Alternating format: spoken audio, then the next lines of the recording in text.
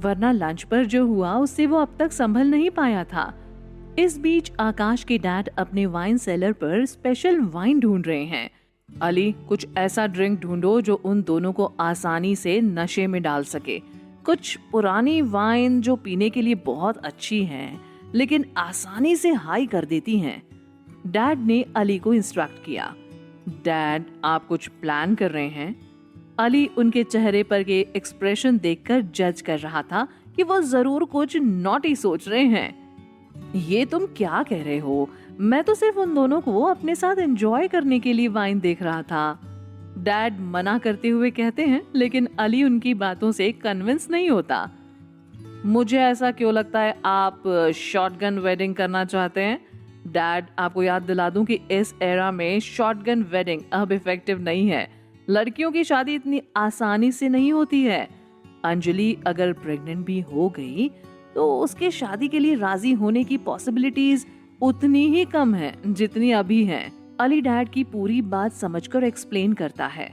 तो तुम क्या चाहते हो? मैं क्या करूं? डैड की ये बात सुनकर अली दंग रह जाता है। सीरियसली डैड, आप ऐसा ही कुछ सोच रहे थे? अली अब समझ गया कि उसके डैड को अंजलि ही उनकी बहू होना मंजूर है, तभी वो इस तरह की प्लानिंग करने में जुट गए हैं। क्या तुमने आकाश की आंखों में नहीं देखा? वो डेफिनेटली अंजलि से प्यार करता है। वो इसे इजीली एक्सेप्ट नहीं करेगा। मैं अपने बेटे आकाश को अच्छी तरह से जानता हूँ, क्योंकि आकाश का ईगो बहुत बड़ा है। इसलिए मैं इस तरह की कुछ छोटी छोटी चीजों में उसकी मदद करना चाहता हूँ। तुम देखना, शराब के नशे में अक्सर लोग अपना असली रूप दिखा देते हैं। डैड ने मुस्कुरा कर कहा। अगर अंजलि के मॉम को पता चले कि आप अंजलि के शॉटगन वेडिंग के बारे में सोच रहे हो तो क्या होगा डैड? और आपको पता है वो अपने बेटी के बारे में कितनी पॉजिटिव हैं। मुझे डिस्करेज करना बंद करो। आकाश रिस्पॉन्सिबिलिटी लेगा ना।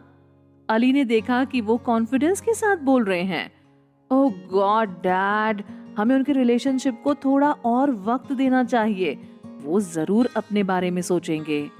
डैड ने जोर से सांस छोड़ी। अगर अंजलि और आकाश के साथ कुछ भी हुआ तो मिसेस ओबेरॉय से कांटेक्ट करना और भी आसान हो जाएगा।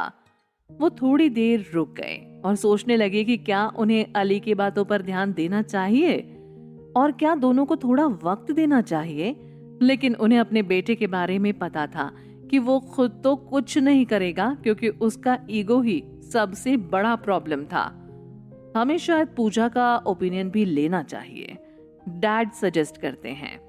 अंजलि अब महसूस कर रही है कि आकाश होमोसेक्सुअल नहीं हो सकता, क्योंकि पूजा ने अभी अभी उसके फर्स्ट लव के बारे में बात की थी। हालांकि वो पूजा से ये पूछने में कामयाब नहीं हो पाई कि वो मेल था या फीमेल। उसने देखा कि डैड मुस्कुराते हुए उनकी ओर चले आ रहे हैं, तो उसने इस बारे में सोचना बंद कर दिया। अंजलि को आकाश के डैड से लगभग प्यार हो गया था और वो आकाश से इस तरह के प्यार और देखभाल करने वाले पिता के लिए बहुत जेलस फील कर रही थी, क्योंकि जब वो छोटी थी तो उसने उसके जैसे पिता का सपना देखा था, जो उससे प्यार करेगा और हर प्रॉब्लम को उससे दूर रखेगा। अपनी फेस की मसल्स को थोड़ा लूज करने के बारे में क्या ख्याल है तुम्हारा? तुम्हारे डैड यहाँ हैं और तुम ऐसे देख रहे हो जैसे तुम मेरे साथ खुश नहीं हो। अंजलि ने सजेस्ट किया और आकाश की बाह पकड़ ली। उसने आकाश के कंधे पर अपना सिर रख दिया। अब तुम क्या कर रही हो? आकाश अंजलि की इस बात पर बोलता है। एक अच्छी गर्लफ्रेंड का रोल निभा रही हूँ। तुम्हें मुझे शुक्रिया अदा करना चाहिए और मुझे बाद में रिवॉर्ड देना चाहिए। तुम्हें पता भी है मुझे कितने एफर्ट्स लगाने पड़ रहे हैं।